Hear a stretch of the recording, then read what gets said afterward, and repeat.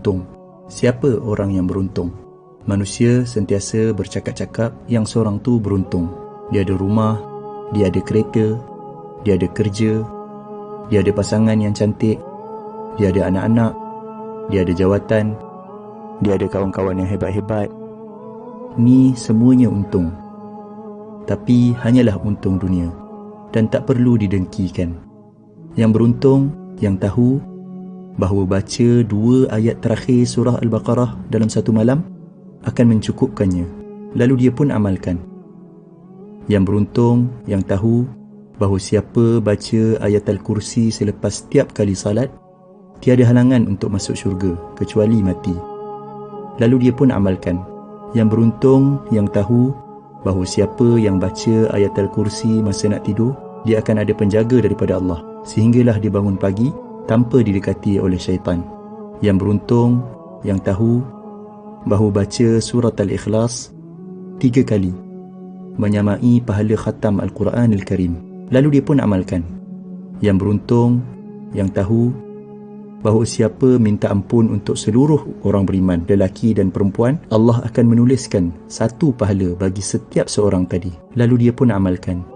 Yang beruntung yang tahu, yang sebut Maha Suci Allah, segala puji bagi Allah, tiada Tuhan selain Allah, dan Allah Maha Besar, lebih baik daripada seluruh yang terkena matahari, lalu dia pun amalkan.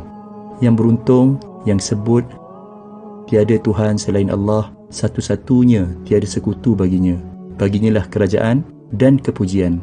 Dialah yang menghidupkan, dialah yang mematikan, dan dialah maha berkuasa atas segala sesuatu.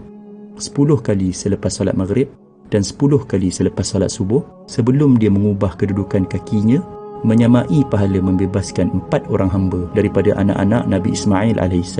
Lalu dia pun amalkan. Yang beruntung yang tahu, yang siapa yang sebut ketika mendengar azan, Ya Allah, Tuhan yang menguasai seruan azan yang sempurna ini dan salat yang didirikan, kurniakanlah kepada Muhammad kedudukan yang tinggi dan terpuji, dan bangkitkanlah dia di kedudukan yang terpuji yang telah engkau janjikan.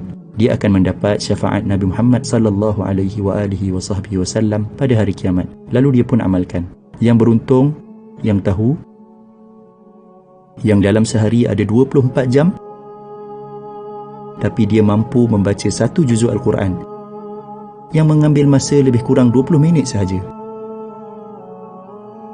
Yang beruntung yang tahu yang waktu duha ada lebih kurang 6 jam dan dia mampu untuk solat 2 rakaat duha yang biasanya tak sampai 5 minit pun.